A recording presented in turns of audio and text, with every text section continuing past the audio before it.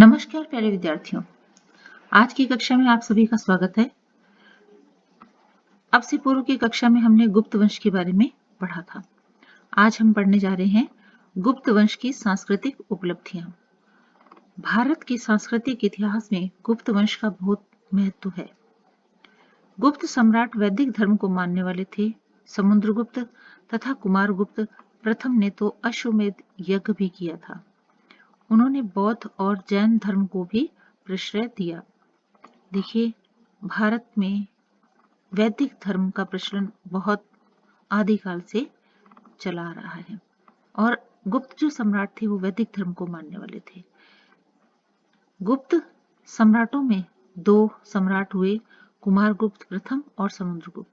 इन्होंने अश्वमेध यज्ञ किया था। जहां ये वैदिक धर्म को मानते थे वहीं साथ ही साथ इन्होंने बौद्ध और जैन धर्म को भी आश्रय प्रदान किया था। चंद्रगुप्त द्वितीय के समय चीनी यात्री फाहियान भारत आया। देखिए, हर राजा के समय अलग अलग देशों के यात्री राजदूत बनकर भारत की यात्रा करने आए थे, जिनमें यहाँ चंद्रगुप्त द्वितीय के समय जो चीनी यात्री आए थे वो कौन थे? फाहियान थे। उसके विवरणों से पता चलता है कि गुप्त साम्राज्य सुशासित था, उसमें अपराध बहुत कम होते थे और कर भार भी बहुत कम था। ये सारी बातें किसने कही है? ये चीनी यात्री फाहियान ने कही है। किसके बारे में कही है? गुप्त राजा के बारे में कही है, उनके शासनकाल के बारे में कही है। राजकाज की भाषा संस्कृत थी।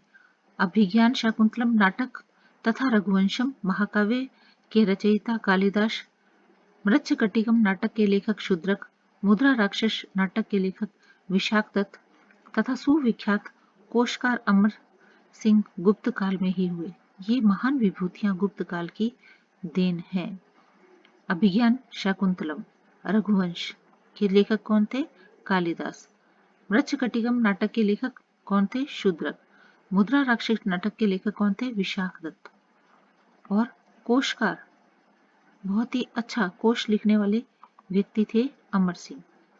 रामायण, महाभारत तथा मनु संहिता अपने वर्तमान रूप में गुप्त काल में ही सामने आई। यानी आज हम जिस रामायण, महाभारत और मनुस्मृति, मनु संहिता का दर्शन करते हैं वह सर्वप्रथम गुप्त काल में ही लिखी गई मानी जा सकती है, या यूं कहिए कि इसका यह रूप हमें गुप्त काल से प्राप्त हुआ। गुप्त काल में आर्यभट्ट, वारामहिर तथा ब्रह्मगुप्त ने गणित और ज्योतिर्विज्ञान के विकास में बहुत बड़ा योगदान दिया। देखिए, कितनी महान विभूतियों ने उस काल में जन्म लिया। इसी काल में दशमलव प्रणाली का आविष्कार हुआ, जो बाद में अरबों के माध्यम से यूरोप तक पहुंची। तो दशमलव की देन किसकी है? भारत की है, और भारत में भी गुप्त काल की है।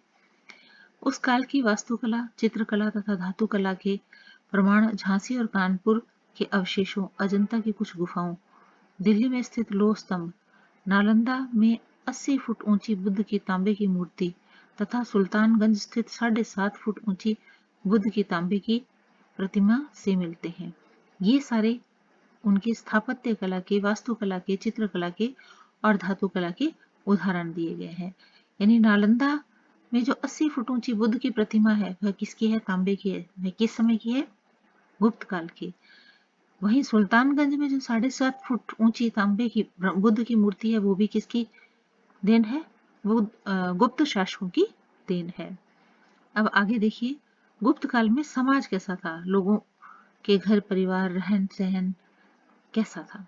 गुप्तकालीन समाज परंपरागत रूप से 4 वर्णों में विभक्त था।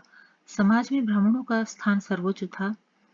उनके कर्तव्य माने जाते थे अध्ययन, अध्यापन, यज्ञ और दान। देखिए, हमेशा से हमारे समाज को 4 वर्णों में बांट कर देखा गया है। ये 4 वर्णों में प्रमुख स्थान किसका? ब्राह्मणों का। उस समय ब्राह्मणों का काम क्या होता था? अध्ययन, पढ़ना, पढ़ाना, यज्ञ और दान प्राप्त करना। दूसरा वर्ण कौन सा था? क्षत्रिय। क्षत्रिय का कर्तव्य राष्ट्र की रक्षा करना था। वैश्य का कार्य व्यापार और वाणिज्य करना था। शूद्र सेवा प्रदाता था। तो इस तरह समाज को 4 वर्णों में बांटा गया था और चारों के कार्य निर्धारित किए हुए थे। गुप्त काल में जातियों के विषय में व्यवसाय का बंधन स्थिर होने लगा था। फिर भी वर्णों का आधार गुण और कर्म न होकर जन्म ही था। स्त्रियों का समाज में महत्वपूर्ण स्थान था। धार्मिक कृत्यों में पति के साथ पत्नी की उपस्थिति अनिवार्य थी। स्त्री शिक्षा का प्रचलन था। पर्दा प्रथा नहीं थी। उस समय 8 प्रकार के विवाहों का प्रचलन था।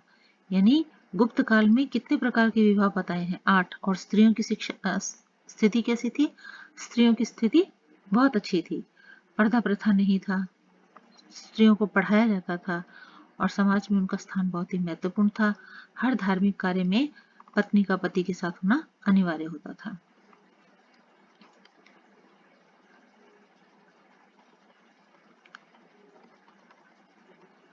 स्वयंवर प्रथा भी थी। गुप्त काल में मिश्रित जातियां मूर्धाव शक्ति करण अम्वष्ट परवश पार्शव आदि उग्र थी। कायस्थ गुप्त युग में एक वर्ग था, किंतु बाद में यह एक जाति के रूप में अस्तित्व में आ गया। कायस्थ आज जिस हम जाति की बात करते हैं वह गुप्त काल में क्या था? एक वर्ग था, परंतु आज धीरे धीरे उसमें बदलाव आते आते वो क्या है? जाति बन गई है। गुप्तकालीन साहित्य में नारी का आदर्श चित्रण था। यानी गुप्त काल में जो भी रचनाएं लिखी गई, जो भी कहानी कविताएं लिखी गई, उसमें नारी का एक आदर्श चरित्रण किया गया। बहुत ही आदर्श रूप में नारी को प्रस्तुत किया गया। पुत्र के अभाव में पुरुष की संपत्ति पर उसकी पत्नी का प्रथम अधिकार होता था। यह बहुत ही महत्वपूर्ण बात कि यदि पुत्र नहीं होता था तो पुरुष की जो भी संपत्ति होती थी उस पर उसकी पत्नी का अधिकार होता था। यहाँ देखिए हम सांस्कृतिक देन की बात कर रहे हैं और साथ ही हमने बात की उस समय की कलाओं की, वस्तुकला, चित्रकला, स्थापत्य कला, मूर्ति कला। उसी के एक उदाहरण आपके सामने ये सिक्के, ये किसके हैं? चंद्रगुप्त विक्रमादित्य द्वारा प्रचलित स्वर्ण मुद्राएं। यानी चंद्रगुप्त द्वितीय जो थे उन्होंने जो सोने के सिक्के चलाए, प्रचलित किए, वह कुछ इस प्रकार के थे। एक उदाहरण आपके सामने यहाँ देखिए, समुद्रगुप्त जो गुप्त शासक सर्वाधिक महत्वपूर्ण है, उनके द्वारा स्वर्ण मुद्रा का उदाहरण आपके सामने एक चित्र यहाँ प्रस्तुत किया गया है। तो इस तरह आज की हमारी कक्षा थी गुप्त साम्राज्य की उपलब्धियों के बारे में, और इसी के साथ आज की अपनी ये कक्षा यहीं हम समाप्त करते हैं। अगली कक्षा में फिर मिलेंगे, तब तक स्वस्थ रहें, मस्त रहें। जय भारत।